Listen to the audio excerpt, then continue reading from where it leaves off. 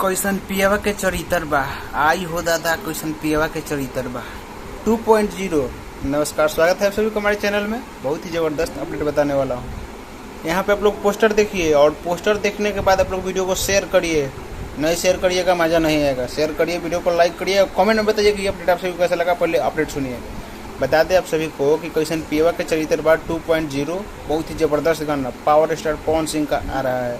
Poster भी आप लोग देख चुके हैं और इस गाने को पावर स्टार पवन सिंह ने गाया है। और ये गाना जानते हैं कब आएगा? ये गाना आएगा आप सभी को सुनने के लिए 3 तारीख को यानी कि 3 अक्टूबर को।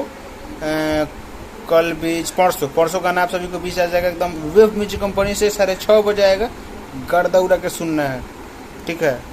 मैं नहीं जानता कि खेसारी भैया का आ रहा है कि नहीं आ रहा है, लेकिन पावर स्टार का परसों आ रहा है, सुनना है। खेसारी भैया का भी अभी आया है, नंबर 1 पे है, उसको भी गर्दा उड़ा के सुनिए। और बस वीडियो को यहीं पे ख़त्म करेंगे। पसंद आएगा तो लाइक करो, लेकिन याद करके सुन लो। कल नहीं, परसों याद कर गाना सुनना है। सॉरी, परसों गाना सुनना है। बस मिलते हैं नया वीडियो में, तब तक के लिए।